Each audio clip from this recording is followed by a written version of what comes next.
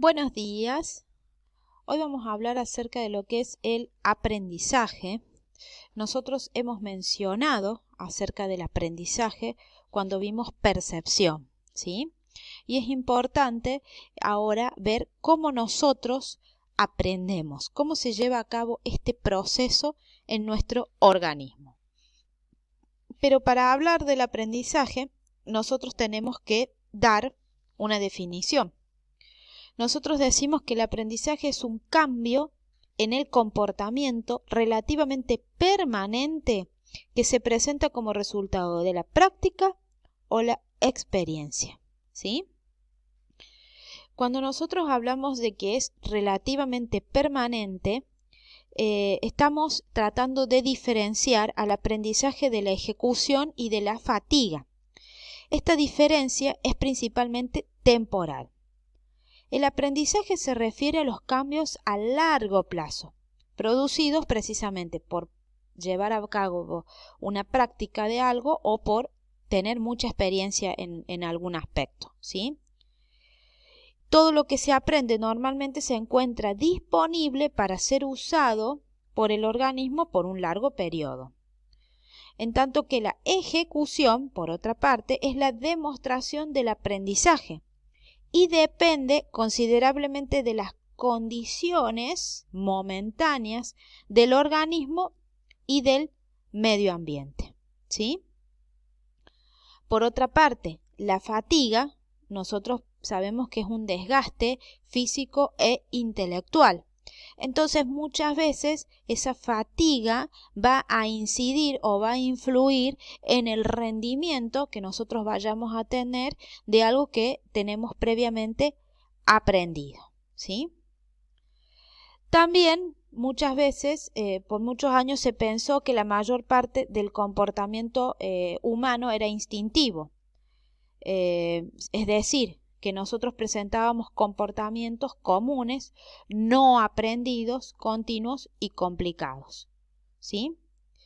Sin embargo, nosotros sabemos que el instinto es netamente natural, ¿sí? Y como la palabra lo dice, nosotros actuamos de manera instintiva para tender a generar nuevamente un equilibrio en nuestro organismo, ¿sí?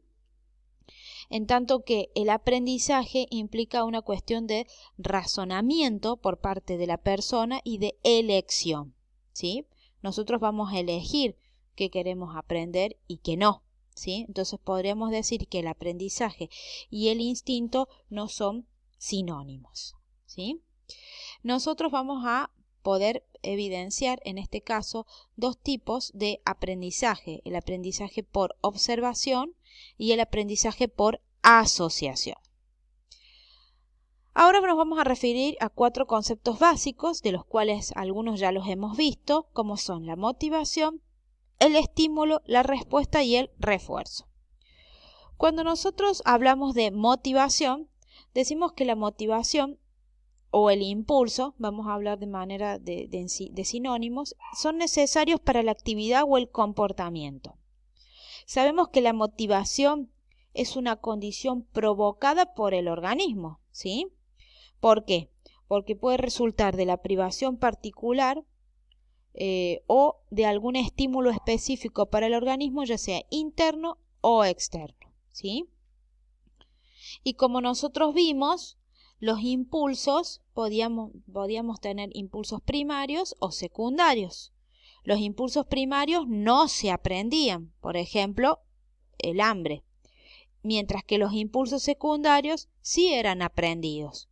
Por ejemplo, la ansiedad es un impulso aprendido, ¿sí?